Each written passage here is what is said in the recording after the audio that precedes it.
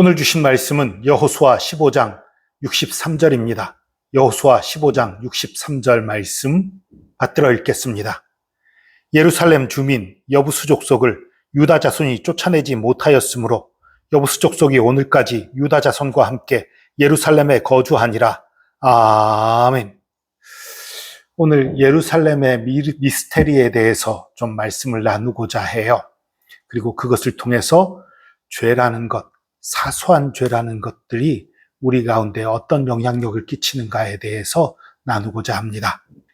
먼저 여호수아를 통한 이스라엘의 정복 전쟁이 왜 갑자기 완벽한 점령을 이루지 못한 상태에서 중단되고 각 지파에게 토지를 분배하게 됐는가를 다시 한번 좀 설명드리려고 해요.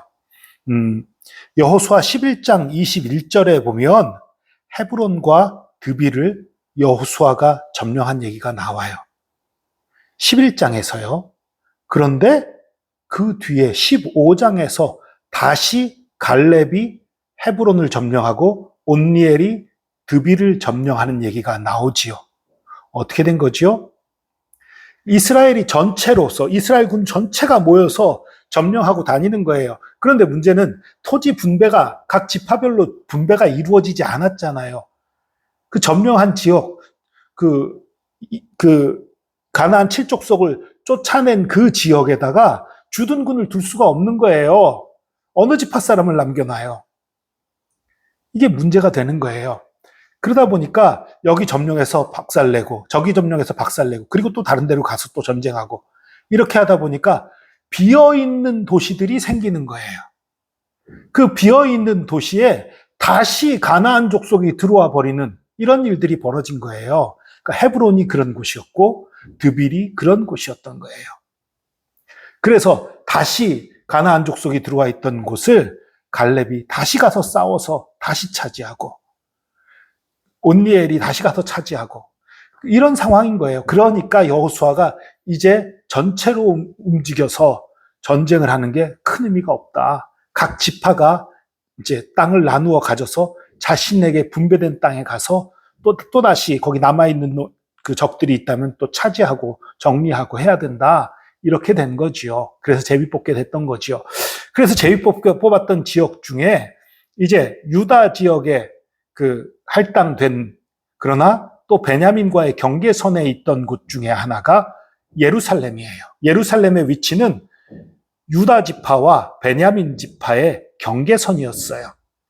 그런데 유다 자손이 예루살렘 주민인 여부수 족속을 쫓아내지 못했다라고 나와요. 왜 못 쫓아냈을까? 그리고 또 더 이상한 건 함께 예루살렘에 거주했다는 거예요. 이거 뭐지? 적이 너무 강해서 예루살렘을 차지할 수 없었으면 차라리 이해할 수 있을 것 같아요. 그런데 함께 거주하면서 쫓아내지 못했다? 이상하잖아요.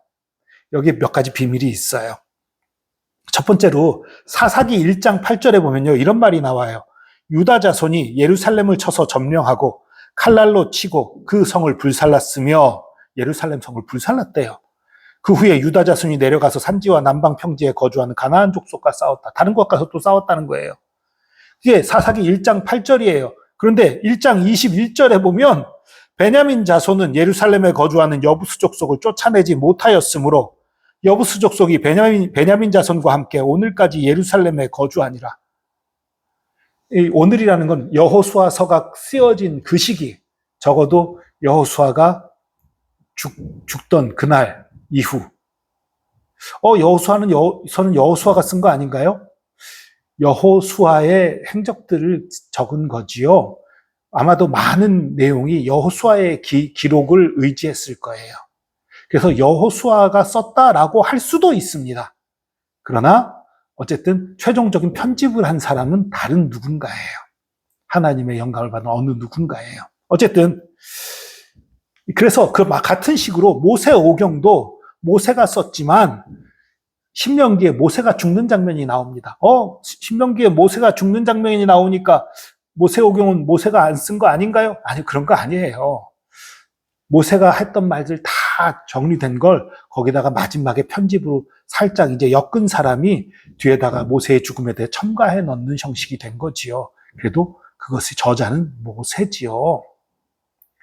예를 들어서 어느 목사가, 아주 유명한 목사님이 생전에 많은 주옥 같은 설교들을 남겼어요. 그 설교들을 남겼는데 이분이 그 돌아가신 후에 후대 사람이 그 설교들을 모아서 설교집을 냈어요. 그러면 그 모은 사람이 저자인가요? 아니지요. 그 설교를 했던 분이 저자지요. 그런 문제입니다. 어쨌든 여호수아서가 최종적으로 편집됐던 그 시기까지 여부수 족속이 그대로 있었던 거예요. 정확히는 다윗이 완전히 점령할 때까지, 다윗 왕 때까지, 그러니까 수백 년 뒤에까지도 여부수 족속이 그곳에 남아 있었어요. 근데 이렇게 된 이유가 뭐냐면요, 예루살렘 성은요 이중 구조를 가지고 있었어요. 그 예루살렘도 고지대지만 거기서 더 튀어나온 곳이 있었어요. 거기에 또 그 내성처럼 또 성을 또 쌓아놓은 그런 곳이 있었어요. 그곳을 가리켜 시온산성이라고 불렀습니다. 다윗이 그것을 점령해서 다윗성이라고 불렀지만 어쨌든 그 성을 점령 못한 거예요.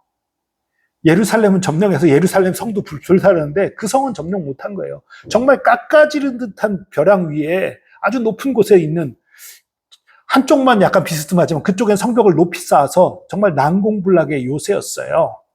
그래서 거기를 점령 못한 거예요. 그런데요, 그곳을 점령 못했지만 사실 유다 지파가 마음만 먹었으면 점령할 수 있었어요. 무슨 소리냐면 많은 노력과 희생을 각오했으면 점령할 수 있었어요. 아주 좁은 곳이라고 했지요. 사방을 막아놓고 포위하고 버티면 돼요. 1년이고 2년이고 버티면 먹을 것이 없어서 그들은 견딜 수 없게 되는 거예요. 그런데 그걸 안 했어요. 왜냐하면 그 시온산성은 상당히 좁은 지역이에요. 그 넓지 않아요. 이 정도 정도쯤이야. 아마 이런 마음 아니었을까 싶어요. 그곳을 점령하기 위해 기울여야 될 노력에 비해서 그곳에서 얻을 건 적은 거예요.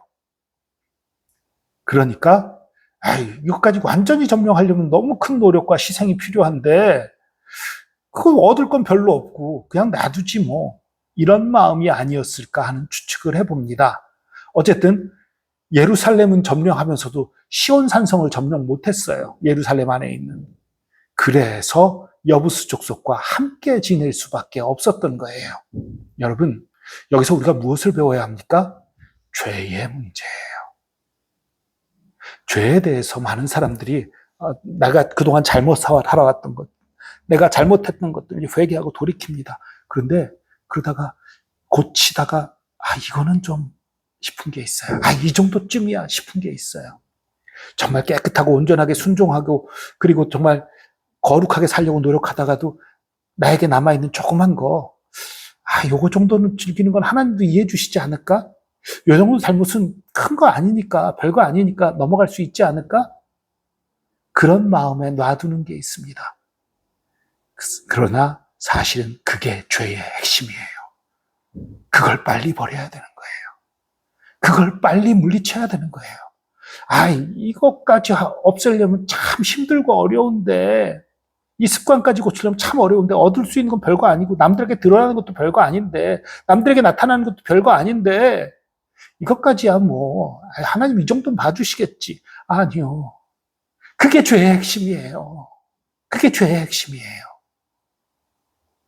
여부수 족속의 그 시온산성, 거기서 버텼던 그곳, 그게 여부수 족속의 핵심이었던 거지요. 마찬가지입니다. 여러분, 죄를 회개할 때, 죄를 고칠 때, 나 이 정도 고쳤으면 됐어. 나 이 정도 새로워졌으면 됐어. 나 이 정도 순종했으면 됐어. 아니요. 남아있는 그것이 핵심입니다. 그것을 고쳐야 우리 하나님 기뻐하시고 우리 하나님 역사하십니다. 죄는 모든 모양, 아무리 작은 것도 깨끗하게 제거하고 깨끗하게 버리는 저와 여러분 되기를 축복합니다. 기도하겠습니다. 주님, 우리가 어리석고 미련하다 보니 죄를 회개하고 돌이키는 것에 있어서, 하나님께 순종하는 것에 있어서 우리가 포기하기 싫은 조그마한 것들, 하나님 이 정도는 좀 봐주세요. 이 정도는 내가 잘못해도 좀 넘어가 주세요. 하면서 고치기 싫어하는 그것이 있는 것을 고백합니다. 주님, 우리가 고치기 싫어하는 그것이야말로 죄의 핵심임을 고백합니다. 그것을 이 시간 버리기 원합니다. 그것을 이 시간 주님 앞에 자복하기 원합니다. 그것에서 돌이키기 원합니다. 온전히 깨끗하고 정결한 삶을 살기 원합니다.